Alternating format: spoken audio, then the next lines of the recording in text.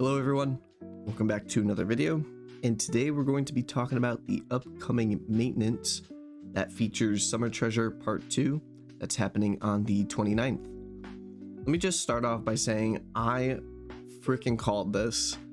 When I saw the Summer Treasure Part 1 on the old maintenance poster, I immediately was in the Discord, link in the description down below by the way, talking to Felix on a voice call, and I was chatting in the just general GS chit chat, and I called it. I said, I see Summer Treasure Part 1, so I'm pretty sure that means we're going to get a Part 2, and we might get Summer Iris. I didn't know if we were going to or not, but I predicted very heavily that we were going to get Summer Iris, and here she is.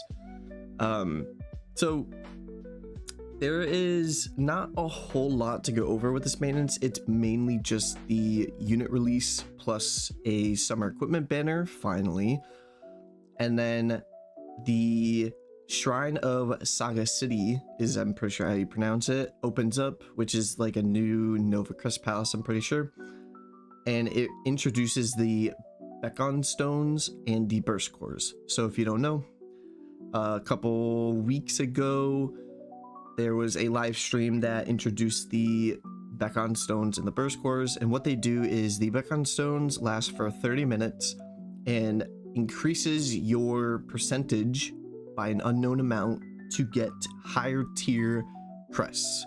So let's say you're trying to farm for 4+, or you're trying to farm for bursts on the Novas, then for 30 minutes you'll have a certain percentage chance higher to get those crests that you want. I don't know the exact percentage. I don't know if they released the exact percentage, but that's what that does. And then the Burst Cores, I'm pretty sure we're only going to get one of these, or maybe we'll get like 2 of them. They're going to be somewhere in like the missions tab for like the Crest Palaces, but the Burst Cores make it so that you can turn one level 4 crest that you own already into a level 5, or one level 4+ into a level 5+, is I'm pretty sure how that works. But again, other than that, there isn't a whole lot to go over. Yes, we're getting a second like event shop for the Part 2, and then the equipment banner like I had mentioned earlier, and then it does say that Iris makes her debut as an Ascended Fire attacker. I'll be going over why I think she is more of a sub-attacker slash buffer to the team, because we are going to just kind of slide right into her kit. So Summer Iris, she's a fire god unit, and she's the first ascended version of Iris, and she kind of comes out with a bang. Her kit is ungodly good for mono fire. It is a little bit insane what she does for a mono fire team, and we're gonna go over that right now. So her slots, she has a 5/6 star heal equip, and then she has a 5-star magical equip slot, and then she has a 4-star magical equip that can be LB7'd into a 4-star defense slot. I recommend not wasting LB stones on her, like the expert stones, but if you happen to get some duplicates of her, go ahead and LB7 her. I just don't think the defense slot is worth it. Her skill is a 12-second cooldown, increases own arc gauge by 50% of the difference between her arch gauge and the maximum arch gauge, with a max of 150. So basically what that means is if she starts at 0 arch gauge and she has a maximum of 300 arch gauge, because she has the super arts, she's an woke or ascended unit, that means on her first use of her skill she's gonna go from 0 to 150 arch gauge. Then let's say you don't earn any other arch gauge in between that time and her next time to use her skill, you'll get 75 arch gauge, because there's only 150 difference between her current arch gauge and the maximum arch gauge, and you get 50% of that, and then so on and so forth. So that's her skill kind of broken down for you. Her arts does 17,000% fire damage magical, and for 20 seconds increases all allies skill CT speed by 70%, and all fire allies skill CT speed by an additional 50%.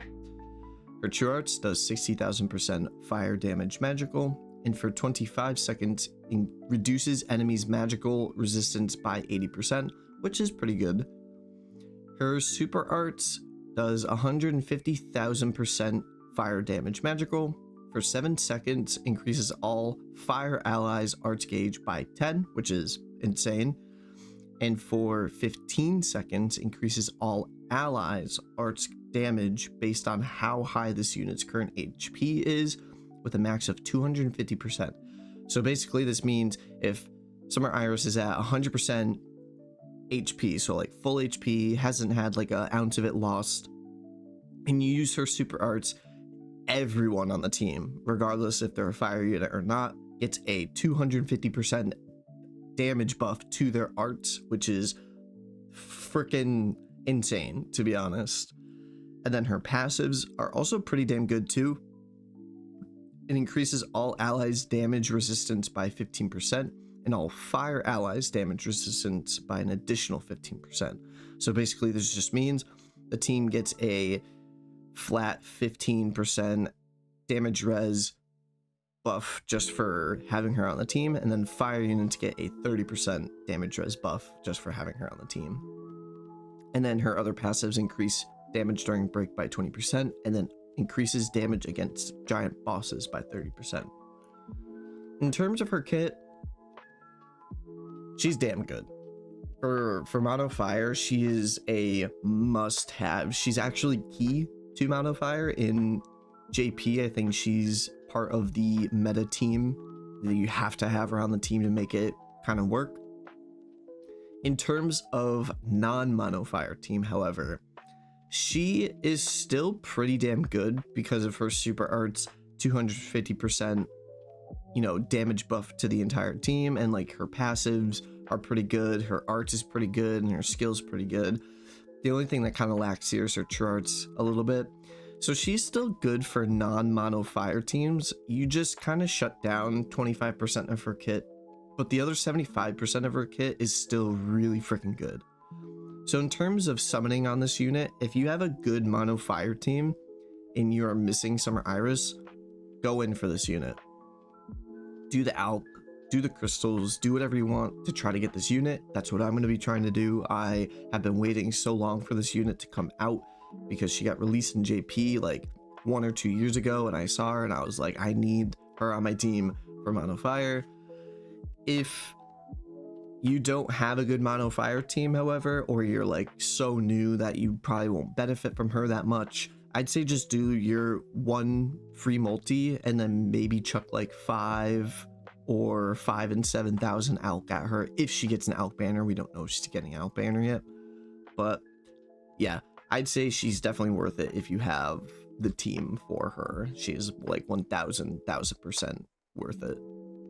But anyways, that's going to be it for this video.